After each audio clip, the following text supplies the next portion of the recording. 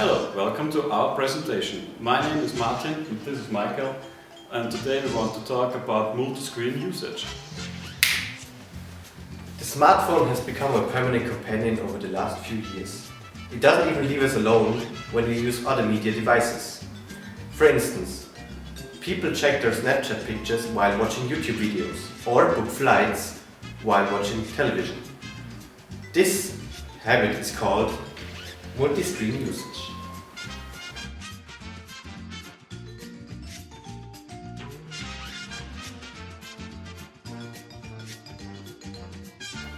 There are actually two different kinds of multi-screen usage: simultaneous use and sequential usage.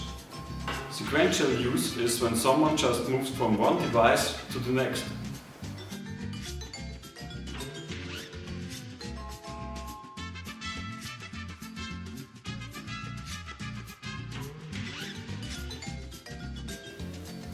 The other kind that we focus on in this presentation is called simultaneous multi-screen usage. The use of multiple devices at the same time.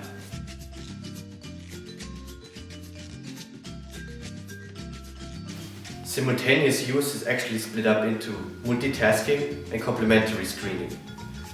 Multitasking is when you use two devices at the same time, but for unrelated tasks. It is much more common than complementary screening, which is when you actually use your second screen device for something that has something to do with the first screen device.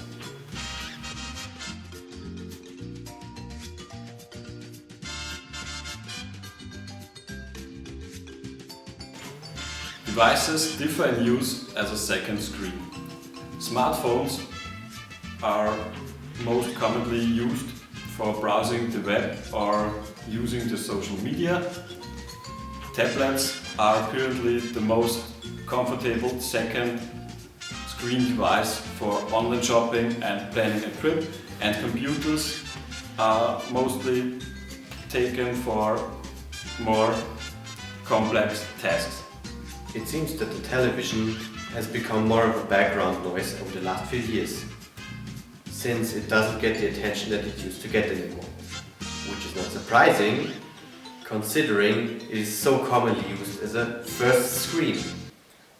Television stations have already answered this and acknowledged this and even embraced this and actually released apps that are meant to be used alongside TV shows. They're meant to be used as tools of interaction for the viewer. The viewer can, for instance, take part in a quiz show through the app, alongside the millions of other viewers. And it actually makes them feel like they make a difference and have an influence of what's going on.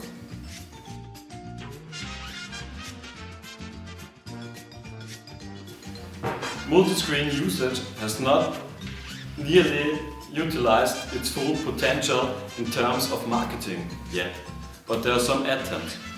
For instance, Twitter has partnered up with the media company called Nielsen to provide a Twitter-based TV rating system meant while you're watching a TV show. By the way, Twitter is the most popular second screen activity in the USA.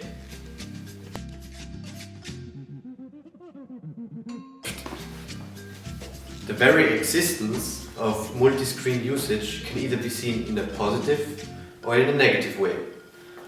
I mean, back in the day, the whole family you just used to sit around the radio and listen to a radio show or just to music in general, and they'd be fine with that, they'd be perfectly satisfied with just the audio, track. But nowadays we have TVs and computers. We have a lot of visual material which is also interactive, and we're not even fully satisfied with that.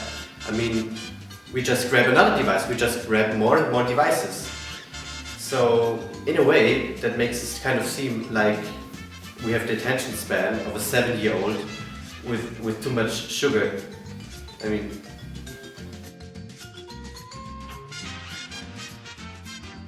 on the other hand, multi-screen usage does not only improve our ability to multitask, but improves it and let us save time so we get more things done in the same time.